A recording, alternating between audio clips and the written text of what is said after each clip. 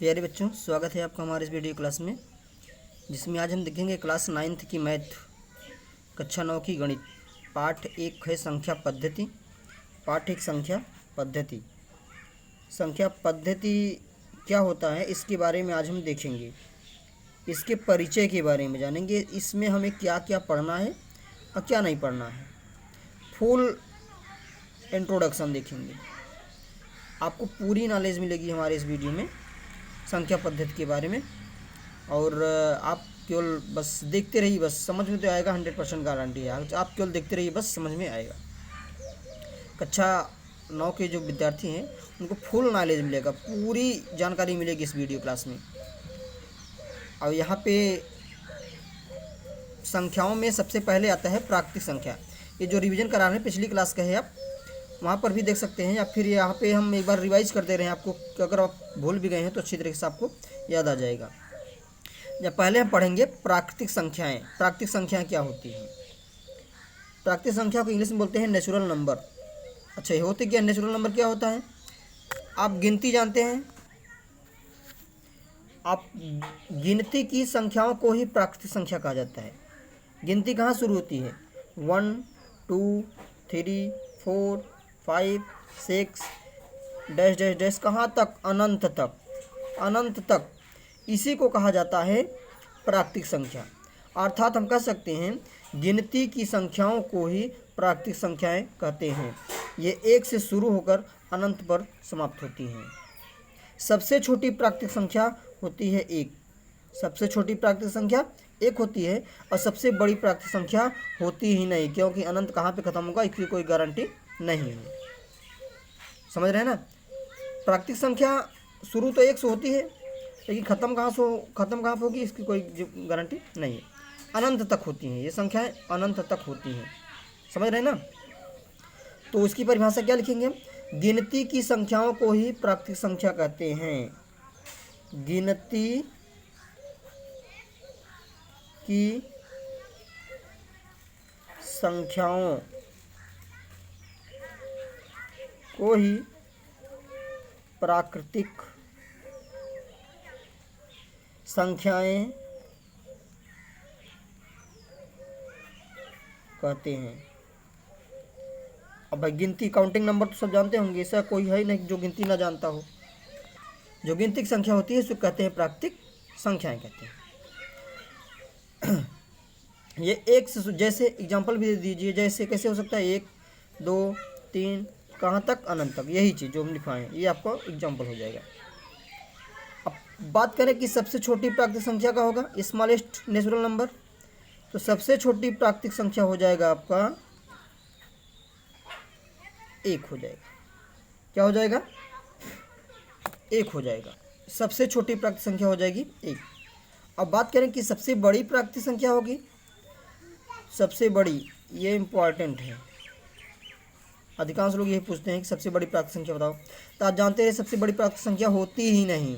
आप कितनी बड़ी हम कह रहे हैं कि ये इसकी ख़त्म कहाँ पे होगी? अनंत पर। अनंत में कहाँ? जिसका कोई अंत ही ना हो। जैसे आप बता दीजिए भाई 9,09,099, अरे भाई उसमें 1 जोड़ेंगे तो अगला भी कोई नंबर आ जाएगा ना। इसलिए कुछ भी नंबर जो बताएगा उसमें 1 प्लस कर दीजिए, कोई तो नंबर आएगा। इसलिए सबसे बड़ी प्राकृतिक संख्या नहीं होती, आप जानते रहिए। सबसे छोटी होती है, सबसे छोटी प्राकृतिक संख्या 1, लेकिन सबसे बड़ी प्राकृतिक संख्या नहीं होती है, हमेशा याद रखिए आप। ठीक है ना? इसके बाद हम देखते हैं पूर्ण संख्याएं। ये पूर्ण संख्याएं क्या होती हैं? बस थोड़ा सा डिफरेंट है प्राकृतिक संख्या और होल नंबर्स। इसको पूर्ण संख्या को इंग्लिश में होल नंबर्स कहते हैं। इंग्लिश मीडियम वाले ध्यान देंगे, इसको होल नंबर कहते हैं। इसकी परिभाषा हो जाएगी, यदि हम प्राकृतिक संख्या के पहले शून्य को भी शामिल कर लें तो प्राप्त संख्या पूर्ण संख्या कहलाती है। यदि हम प्राकृतिक संख्या के पहले, प्राकृतिक संख्या के पहले शून्य को शामिल कर लें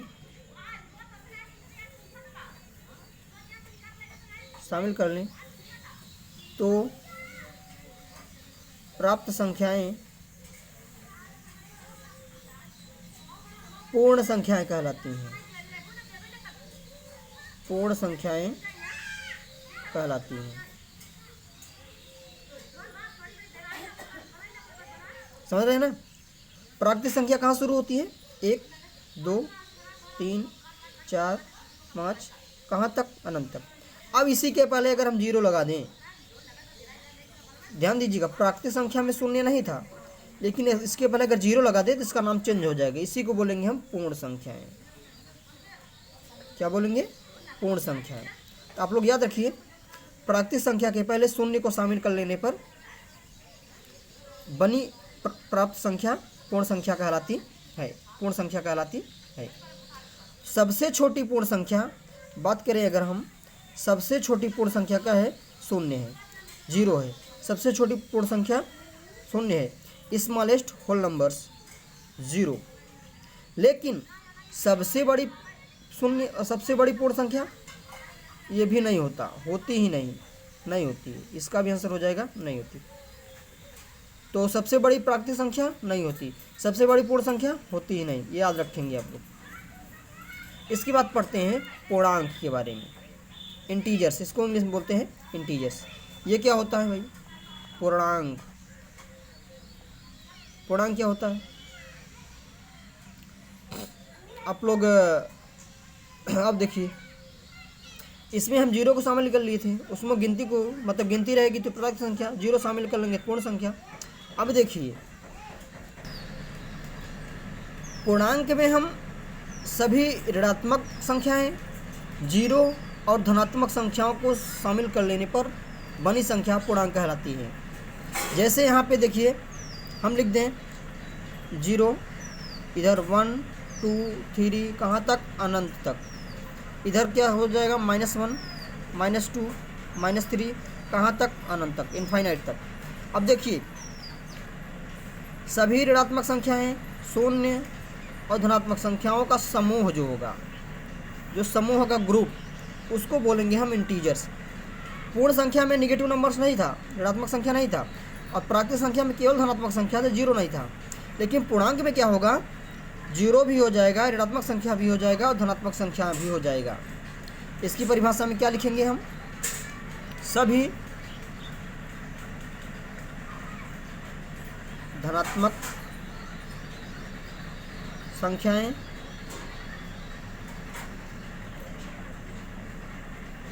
एवं ऋणात्मक संख्याएं एवं शून्य को शामिल कर लेने पर बनी संख्याएं पूर्णांक कहलाती हैं। क्या कहलाती हैं?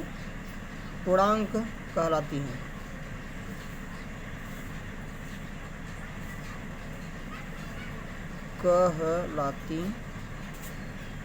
ध्यान दीजिएगा, सभी धनात्मक संख्याएं, ऋणात्मक संख्याएं और 0 को शामिल कर लेने पर बनी संख्या पूर्णांक कहलाती हैं। एक इम्पॉर्टेंट बात यह है, आप याद रखेंगे, 0 न तो धनात्मक पूर्णांक है और न ही ऋणात्मक है। 0 न तो पॉजिटिव है और न ही निगेटिव, याद रखेंगे आप लोग हमेशा के लिए। क्योंकि 0 संख्या रेखा आप देखेंगे ना, अगर हम सीधी रेखा खींच दें तो बोल जाएगा संख्या रेखा। संख्या रेखा के दाईं तरफ धनात्मक संख्या होती है, बाईं तरफ ऋणात्मक संख्या होता है, बीच में होता है 0। तो 0 न तो धनात्मक, क्योंकि बीचों बीच होता है, न तो ये धन की तरफ होता है, न ही ऋण की तरफ होता है। इसलिए 0 न तो धनात्मक पूर्णांक है और न ही ऋणात्मक। ऐसा समझ लीजिए, अगर कोई धनी आदमी होगा ना, उसके पास प्लस कुछ न कुछ पैसा रहेगा, उसके पास 2 रुपये 4 रुपये 6 रुपये कुछ 1,50,000 उसके ऊपर रहेगा। जो व्यक्ति कर्ज लिया रहेगा ना, तो 4-6 10,000 20,000 का माइनस में रहेगा, नेगेटिव नंबर्स में, मतलब कर्ज लिया रहेगा तो ऋणात्मक से न चला जाए। और शून्य मतलब वो ना तो कर्ज लिया है और ना ही किसी को दिया है, ना उसके पास पैसा है ना किसी से लिया है, तो कहाँ रहेगा? 0 पे। बेचारा अपना कमा खा रहा है, पड़ा है शांतिपूर्वक, किसी से कोई मतलब नहीं है। वैसे ये 0 है, ना तो धनात्मक ना ही ऋणात्मक, ना बीच में फेटा फिट आराम से पड़ा है, कोई मतलब नहीं किसी से। ठीक है, इतना समझ में आ गया होगा आपको।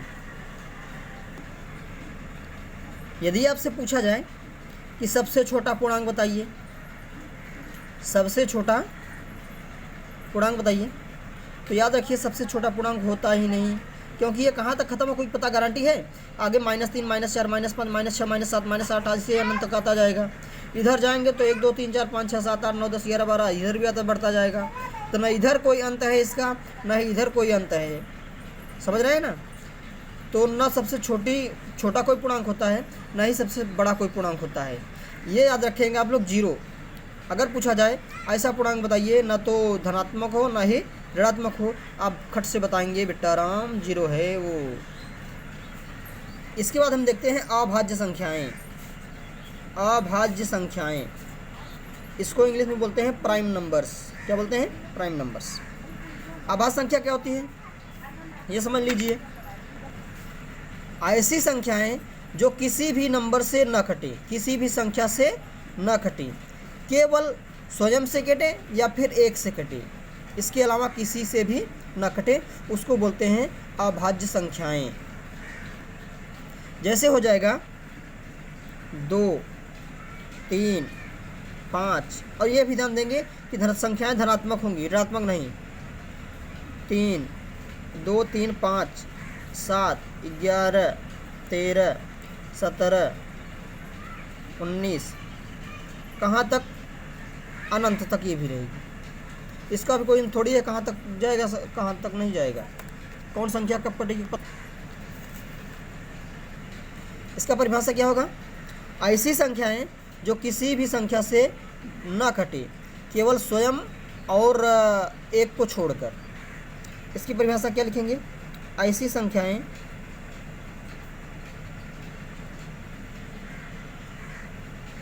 अच्छा याद रखिए, एक चीज़ याद रखिए, आपको मैथ में कोई फार्मूला लिखने के लिए नहीं है, मतलब परिभाषा लिखने के लिए नहीं आता है, ठीक है ना। तो परिभाषा कोई इंपॉर्टेंट है नहीं, केवल आप समझ लीजिए, जान लीजिए बस कौन संख्या होती क्या है बस। ऐसी संख्या जो स्वयं और एक को छोड़कर किसी भी संख्या से न कटे, विभाजित न हो, उसे अभाज्य संख्याएं कहते हैं। जैसे 2 3 5 7 11 17 19, इसी प्रकार चले जाइए। आप याद रखिए 1 से लेकर 100 के बीच की में टोटल 25 अभाज्य संख्याएं होती हैं। ये इंपॉर्टेंट प्रश्न है, कभी कभी पूछ लिया जाता है कि 1 से लेकर 100 के बीच में कितनी अभाज्य संख्याएं हैं। आप याद रखेंगे 25 अभाज्य संख्याएं हैं। कितनी है? 25। आप चाहे तो गिनती की बुक लेकर देख लीजिएगा उसमें, ठीक है। अगर साधारण सी भाषा में ये कहें, आपको पहाड़ा आता ही होगा, टेबल याद है ना। ये सब संख्याएं जो देख रहे हैं ना, ऐसी संख्या जो केवल स्वयं अपने पहाड़ा में आए या फिर एक के पहाड़ा में आए, बाकी किसी के पहाड़ा में नहीं आए, उसको कहते हैं अभाज्य संख्या। जैसे 2 हो गया, केवल 2 के पहाड़ा में आएगा, 1 के में आएगा, बाकी किसी पहाड़ा में नहीं आएगा। 3 है तो केवल 3 पहाड़ा में आएगा, बाकी किसी पहाड़ा में नहीं आएगा। 5 है तो 5 में आएगा, बाकी किसी में नहीं आएगा। इसी प्रकार 19 है तो 19 केवल 19 के पहाड़ा में आएगा, बाकी किसी पहाड़ा में नहीं आएगा। उसको बोलते हैं अभाज्य संख्याएँ, ठीक है। इसके बाद देखते हैं हम भाज्य संख्या। इसको इंग्लिश में बोलते हैं कंपोजिट नंबर। इसकी परिभाषा आप लिख सकते हैं, ऐसी संख्याएं जो अभाज्य नहीं होती हैं वो भाज्य संख्या कहलाती है। या फिर दूसरी भाषा में कह सकते हैं, ऐसी संख्या जो किसी भी संख्या से पूरा विभाजित हो जाए। ऐसी संख्या जो किसी भी संख्या से पूरा विभाजित हो जाए, चाहे जिससे कट जाए, उसको कहते हैं भाज्य संख्या। अभाज्य क्या था? वो केवल एक से कटता था या फिर स्वयं से, बाकी किसी से नहीं कटता। या फिर साधारण सी भाषा में कहें, अभाज्य संख्या उसे कहते हैं जो किसी भी संख्या से न कटे। लेकिन भाज्य संख्या किसी भी संख्या से वो कट जाता है। जैसे 4 हो गया, 6 हो गया, 8 हो गया। इसी प्रकार कुछ भी आप लिख दीजिए, ऐसा ना बोलिए जो कटता हो। 4 कट जाएगा, 6 कट जाएगा, 8 कट जाएगा, 10 कट जाएगा, 12 कट जाएगा, 9 कट जाएगा, 15 कट जाएगा। ये सब संख्या जो होती है ना, अभाज्य संख्याएं कहलाती हैं। क्या कहलाती हैं? अभाज्य संख्याएं कहलाती हैं। सॉरी, अभाज्य नहीं, भाज्य संख्या कहलाती। जो करती हैं वो भाज्य, जो नहीं करती हैं अभाज्य। ध्यान दीजिए। अच्छा, एक बात और इसमें याद रखिएगा ना, कि सबसे छोटी अभाज्य संख्या 2 होती है। सबसे छोटी अभाज्य संख्या 2 होती है, और सबसे बड़ी का पता नहीं। सबसे बड़ी का पता नहीं, पता नहीं वाला ज़्यादा है, पता नहीं वाला ज़्यादा है। जैसे प्राकृतिक संख्या पढ़े भाई, सबसे बड़ी प्राकृतिक संख्या पता नहीं, सबसे बड़ी पूर्ण संख्या पता नहीं, उसी प्रकार सबसे बड़ी अभाज्य संख्या पता नहीं, सबसे बड़ी भाज्य संख्या, इसका भी आंसर हो जाएगा पता नहीं, सबसे छोटी भाज्य संख्या 4 हो जाएगा, याद रखिए 4 है। क्योंकि और एक बात याद रखेंगे, एक न तो भाज्य संख्या है और न ही अभाज्य संख्या। वेरी वेरी मोस्ट इम्पॉर्टेंट प्रश्न है ये। एक न तो भाज्य संख्या है और न ही अभाज्य संख्या, समझ रहे हो ना। एक न तो भाज्य है न ही अभाज्य, ये आप लोग याद रखेंगे। क्यों ऐसा भी प्रश्न बन सकता है भाई, क्यों? तो देखिए, जो अभाज्य संख्याएं होती हैं ना, जैसे अभाज्य संख्या हम ले लिए 2 ले लिए, इसका गुणनखंड करेंगे, इसका गुणनखंड 2 होगा और 1 होगा, बाकी कोई संख्या नहीं होगी, क्योंकि ये 2 से कटेगा, 1 से कटेगा, बाकी इससे कटेगा नहीं।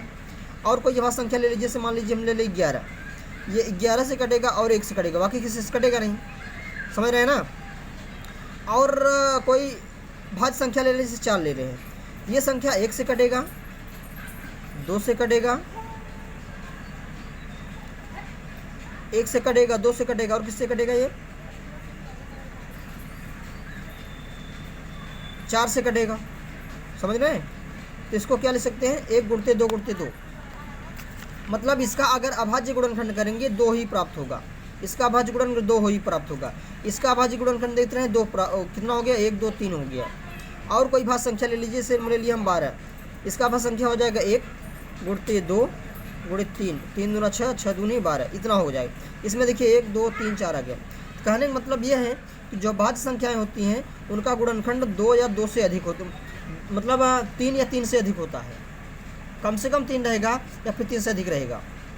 और जो अभाज्य संख्याएं होती हैं उनका गुणनखंड केवल 2 होगा, बस ये होगा, ये होगा, ये होगा, ये होगा। इसमें क्या हो सकता है, 3 हो सकता है, 3 से ज़्यादा रहेगा, 3 से कम नहीं होगा।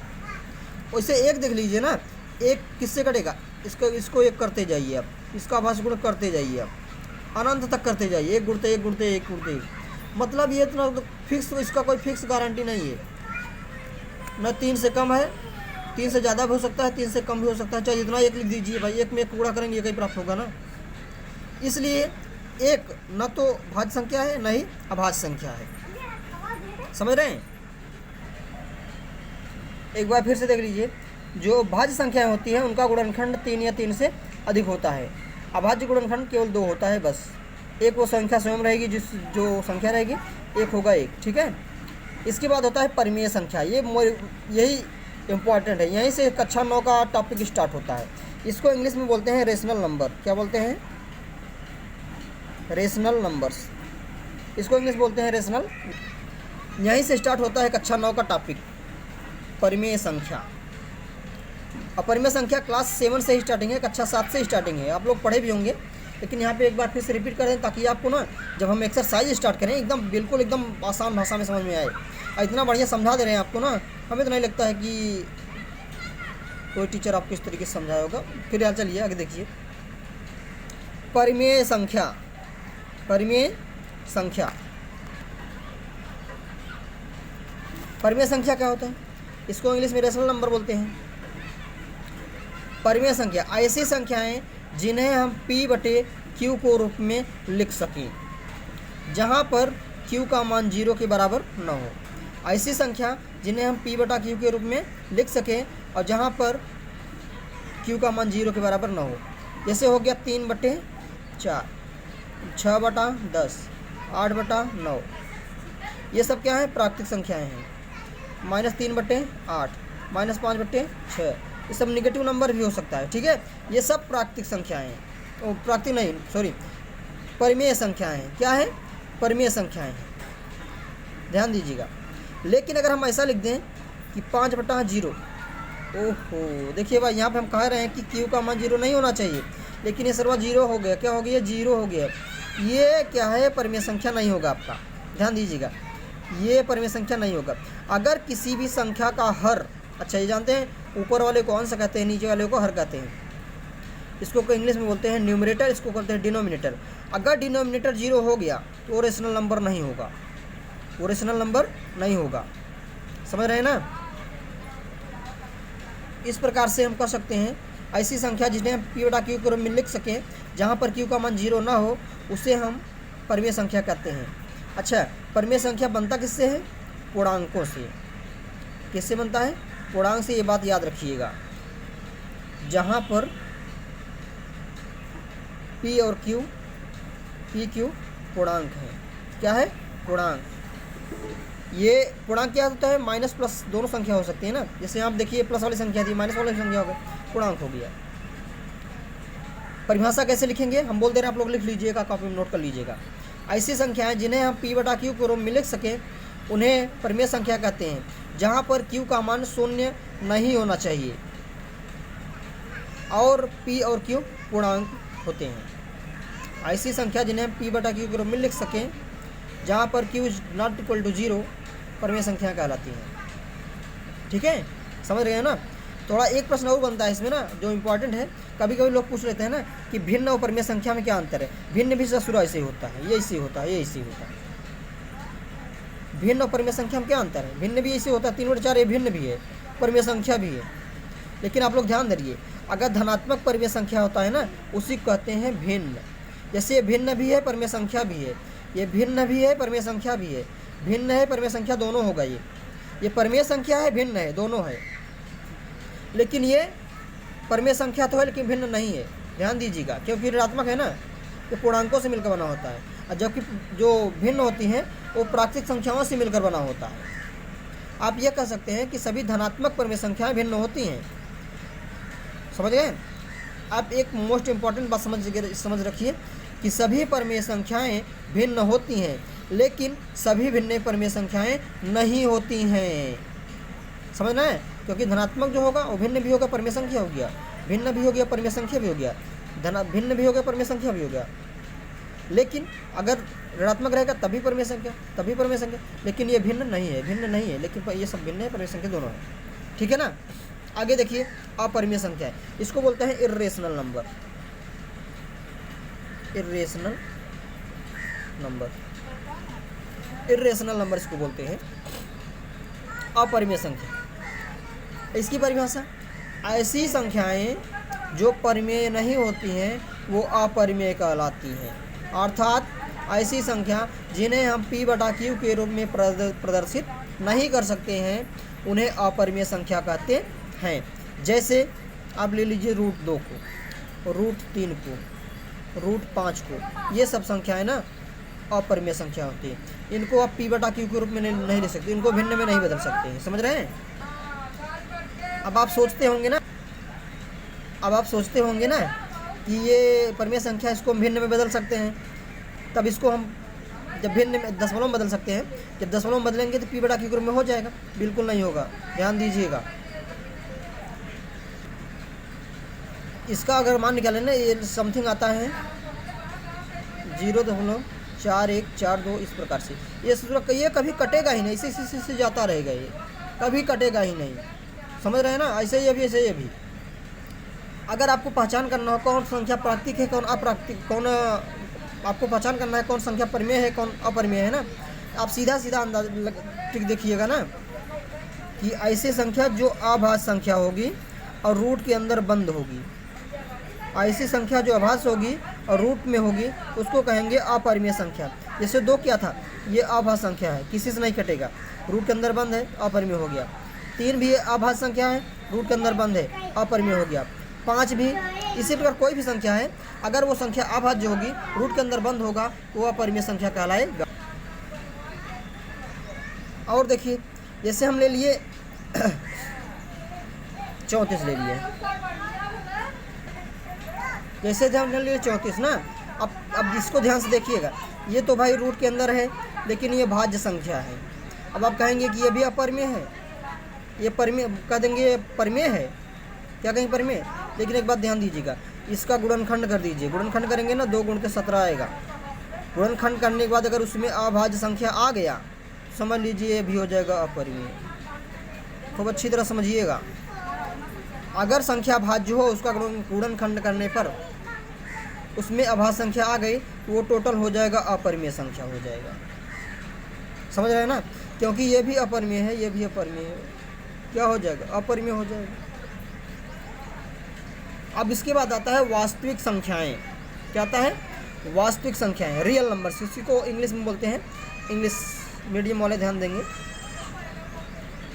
वास्तविक संख्या इसे कहते हैं ऐसी संख्याएं, संख्याओं का ऐसा समूह जिसमें प्राकृतिक संख्या, पूर्ण संख्या, पूर्णांक, भाज्य संख्या, अभाज्य संख्या, परिमेय, अपरिमेय सभी संख्याएं सम्मिलित हो, उसको बोलते हैं वास्तविक संख्या।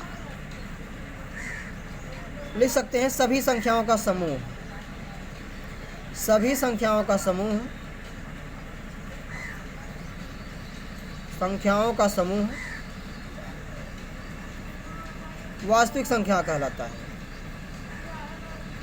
वास्तविक संख्या कहलाता है। ध्यान दीजिएगा, वास्तविक संख्या ऐसा है ना, सबको सारा समेट लेता है अपने आप को, सबको, चाहे प्राकृतिक हो, चाहे पूर्ण हो, चाहे पूर्णांक हो, चाहे परिमेय हो, चाहे अपरिमेय हो, सभी संख्याओं का समूह प्राकृतिक संख्या कहलाता है। कक्षा 9 के चैप्टर में आपको मिलेगा वास्तविक संख्या दो प्रकार का, परिमेय और अपरिमेय, जबकि ये सब का समूह होता है, परिमेय, अपरिमेय, भाज्य, अभाज्य सबका होता है।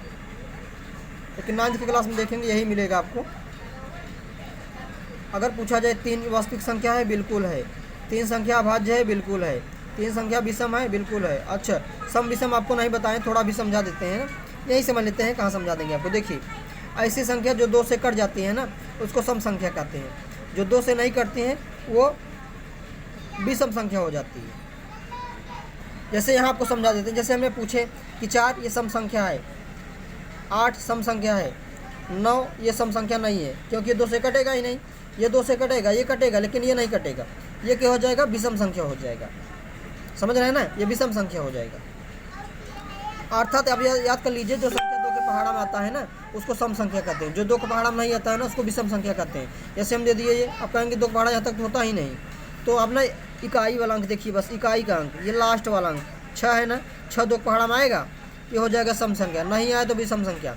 अगर कितनी भी बड़ी संख्या आपका हो, अगर आप केवल यूनिट डिजिट देखिए, बस लास्ट वाला अंक, लास्ट वाला अंक, लास्ट वाला अंक 2 के पहाड़ा में आ गया, पूरी संख्या सम हो गई। 2 के पहाड़ा में नहीं आया तो विषम संख्या हो गई।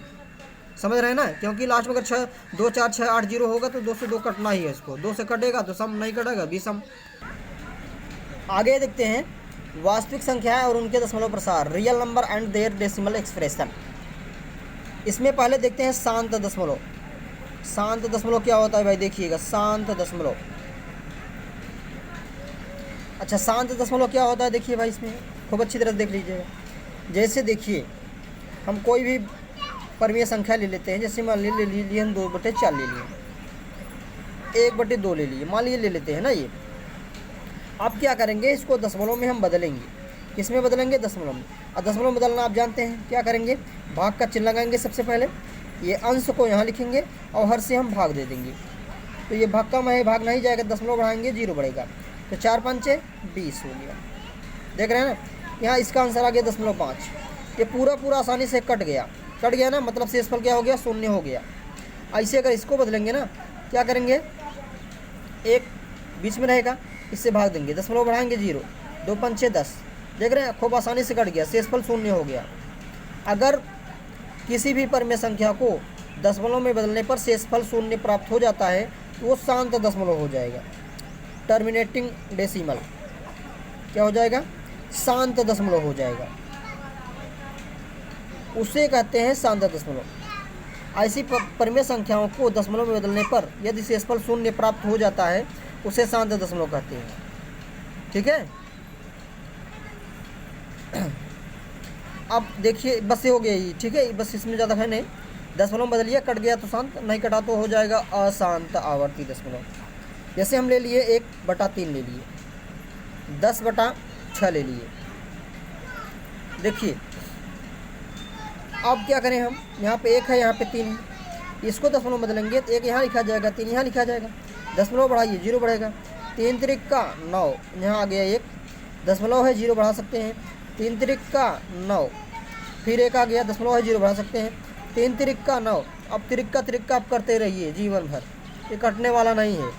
समझ रहे हैं ना, यहाँ पे देखिए 3 3 3 बार आ रहा है और ये शेषफल 0 हो ही नहीं रहा है, एक बार बचता जा रहा है, मतलब शेषफल की पुनरावृत्ति हो रही है और इधर अंक की पुनरावृत्ति हो रही है। इसका दशमलव प्रसार हो जाएगा 0.33333 जीवन भर करते रहिए, अब कटने वाला है नहीं। इसको बोलते हैं अशांत दशमलव, क्योंकि यह अशांत है, कट ही नहीं रहा है ना। जैसे आदमी है झगड़ा कर लेते हैं ना, कोई सर्व शांत ही नहीं होता है, कोई आसानी से चुप हो जाता है। जो चुप हो गया इसका मतलब वो शांत हो गया, और जो नहीं शांत हुआ बकबक करता ही रह गया वो अशांत। ऐसे दशमलव है, ये भी पकपका रहा है, मतलब शांत नहीं हो रहा है, ये हो जाएगा अशांत। इसकी खासियत बात ये है ना, अब का हम ऐसे डाइजेस्ट करते रहेंगे, नहीं करते रहेंगे, तो इसके पहले आप 0 लगा सकते हैं, क्योंकि 0 का दशमलव के बाईं तरफ 0 का मन होता ही नहीं। तो 0.3 लिखेंगे, इसके ऊपर लगा देंगे बार। ये प्रदर्शित करता है ना कि 3 की पुनरावृत्ति बार बार हो रही है, 3 रिपीट हो रहा है। ये जो ऊपर ऐसे लाइन खींची इसको पढ़ते हैं 3 बार, क्या पढ़ेंगे बार, इसको पढ़ते हैं बार। ऐसे इसको बदलेंगे ना, बदल के देख लीजिए, 10 में 6 से भाग दीजिए, दशमलव, अच्छा ये तो आराम से ला जाएगा, 6 1 कम 6, यहाँ आया 4, दशमलव बढ़ाइए 0 बढ़ा, 6 6 वाक्य 36, कितना आएगा 4, दशमलव बढ़ाया 0 बढ़ाई, 6 6 वाक्य 36, यहाँ पे 6 6 आएगा बार बार। इसको लिखेंगे 1.6, यहाँ पे 6 6 रिपीट हो रहा है ना, तो 6 के ऊपर लगा देंगे बार, इसको पढ़ेंगे 1.6 बार, मतलब 6 के ऊपर जो रिपीट होगा उसी के ऊपर बार लगाएंगे, 6 रिपीट हो रहा है 6 के ऊपर बार लगा देंगे, एक जस का तसम लिख देंगे। इसको बोलेंगे अशांत आवर्ती दशमलव, इसी को बोलते हैं अनावसानी आवर्ती दशमलव। इसका नाम ये भी है, ये भी, दोनों नाम याद रखिए, ठीक है। और आप लोग याद रखेंगे, ये अशांत दशमलव शांत दशमलव दोनों परिमेय होता है। अगर परिमेय संख्या चाहे शांत हो चाहे अशांत दोनों होता है, शांत दशमलव रहेगा तब भी परिमेय संख्या, अशांत दशमलव रहेगा तब भी परिमेय संख्या। क्यों, हम एक्सरसाइज बताते वक्त आपको डिस्कशन करेंगे, उसमें पूरा एकदम अच्छी तरह से समझा देंगे, ठीक है। यहाँ पे केवल ये जानिए शांत अशांत होता क्या है और परिमेय संख्या का केवल परिभाषा समझिए बस, ठीक है। और थोड़ा एग्जाम्पल समझ लीजिए। यहाँ पे आ गया अगला अनावसानी अनावर्ती दशमलव या अशांत दशमलव, या फिर इसी को कहते हैं अशांत अनावर्ती दशमलव। ये संख्याएं अपरिमेय होती हैं। ये संख्याएं होती क्या है, देखिए ध्यान से देखिएगा।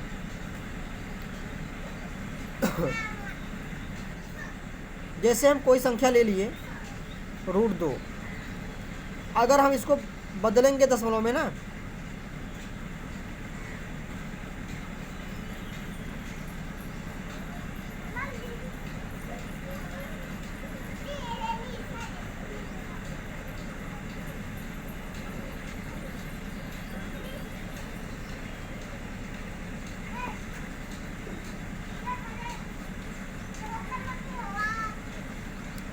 इसको बदलेंगे कितना आएगा, 1.414, यही आता है ना, 1.414 डैश डैश करता रहेगा। कहने का मतलब है ये दशमलव के बाद ना कोई अंक रिपीट होगा, ना ही कोई अंक रिपीट होगा दोहराएगा, और ना ही कभी ये कटेगा। इसमें क्या था, अगर नहीं कटा तो अंकवा रिपीट हो रहा है ना, हम आराम से बाल लगा के लिख दिए। इसमें तो पूरा पूरा कट गया, कोई समस्या नहीं है। इसमें क्या है, दशमलव के बाद संख्या जो जाएगा ना, बार बार ना कोई रिपीट होगा ना ही कटेगा, उसको बोलते हैं अनावसानी अनावर्ती दशमलव। और यही संख्याएं होती है अपरिमेय, जो न तो कटता है ना ही बार बार रिपीट होता है।